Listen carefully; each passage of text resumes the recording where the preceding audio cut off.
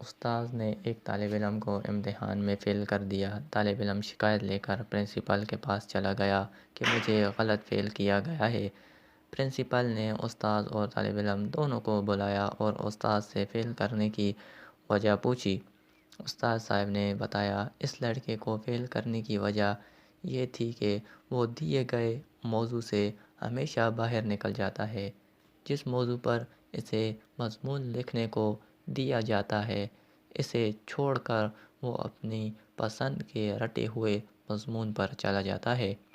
Principal نے کوئی مثال پوچھی تو استاد صاحب نے بتایا، ایک دفعہ میں نے اسے موسم بہار پر مضمون لکھنے کو کہا تو وہ اس نے کچھ اس طرح لکھا: موسم بہار ایک بہترین موسم ہوتا ہے اور اس کے مناظر بہت ہی دل نشیں ہوتے ہیں۔ اس موسم میں ہر طرف ہریالی ہی ہریالی ہوتی ہے اور سبزی کی بہتات ہو جاتی ہے۔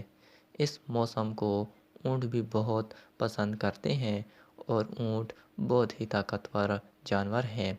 یہ صحرا کا جہاز بھی کہلاتا ہے۔ اونٹ نہایت ہی صابر جانور ہے، لمبے لمبے سفروں پر نکلتا ہے اور زیادہ دن بھوک اور پیاس برداشت کرنے کی صلاحیت رکھتا ہے۔ عرب کے لوگ اونٹ کو بہت پسند کرتے ہیں، وغیرہ وغیرہ۔ پرنسپل صاحب نے کہا، اسے کوئی اور مضمون دے کر دیکھ لیتے۔ استاد صاحب نے کہا، میں نے ایک دفعہ اسے جاپان میں گاڑیوں کی فیکٹری پر مضمون لکھنے کو کہا تو اس نے جو مضمون لکھا وہ کچھ اس طرح کا تھا کہ جاپان ایک ترقی یافتہ ملک ہے اور گاڑیوں کی صنعت میں اس کو منفرد بلند مقام حاصل ہے۔ گاڑیاں برآمد کرنے میں جاپان دنیا میں پہلے نمبر پر ہے۔ ہمارے ملک میں بھی زیادہ تر گاڑیاں جاپان کی استعمال ہوتی ہیں، لیکن مسئلہ یہ ہے کہ ہمارے ملک میں پٹرول کی قیمت بہت زیادہ ہے۔ اس لیے ہمیں چاہیے کہ ہم سواری کے لیے اونٹ استعمال کریں۔ اونٹ بہت ہی طاقتور جانور ہے، یہ صحرا کا جہاز کہلاتا ہے۔ اونٹ نہایت ہی صابر جانور ہے، لمبے لمبے سفروں پر نکلتا ہے، زیادہ دن بھوک پیاس برداشت کرنے کی صلاحیت رکھتا ہے۔ عرب کے لوگ اونٹ کو بہت پسند کرتے ہیں۔ پرنسپل بہت حیران ہوا۔ انہوں نے کہا، شاید سواری کی وجہ سے ایسا ہو گیا ہے، اب بالکل ہی کوئی الگ موضوع دے کر دیکھیے۔ استاد صاحب نے کہا، جی ایک دفعہ میں نے بالکل ہی الگ موضوع دیا تھا جس میں اونٹ کا ذکر آنا ہی ناممکن تھا۔ میں نے اسے کمپیوٹر پر مضمون لکھنے کو کہا، لیکن اس نے جو مضمون لکھا وہ کچھ اس طرح کا تھا کہ کمپیوٹر ایک نہایت ہی حیران کن ایجاد ہے۔ جو کام پہلے برسوں میں ہوتے تھے وہ آج سینکڑوں میں ہوتے ہیں۔ کمپیوٹر کا انسانی زندگی پر بہت بڑا احسان ہے۔ آج کل کی نئی نسل کمپیوٹر کو بہت زیادہ اہمیت دیتی ہے۔ اس کا استعمال زیادہ تر وہ لوگ کرتے ہیں جو تعلیم یافتہ ہوتے ہیں، لیکن جہاں تک غیر تعلیم یافتہ طبقے کا تعلق ہے وہ کمپیوٹر پر توجہ نہیں دیتے، کیونکہ وہ دوسری سرگرمیوں میں مصروف رہتے ہیں۔ بالخصوص صحراؤں میں جو بدو رہتے ہیں، ان کو کمپیوٹر کے بارے میں کچھ نہیں معلوم۔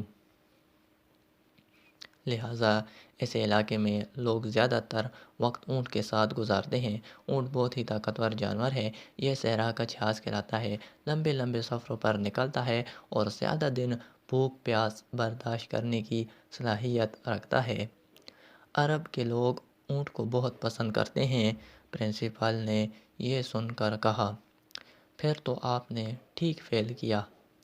پھر طالب علم سے کہا، میں تم کو ایک اور موقع دیتا ہوں، تم یہیں بیٹھ کر مضمون لکھو، جو موضوع سے ادھر ادھر نہ ہٹے۔ طالب علم مان گیا اور پرنسپل نے اسے روڈ ایکسیڈنٹ پر مضمون لکھنے کو کہا۔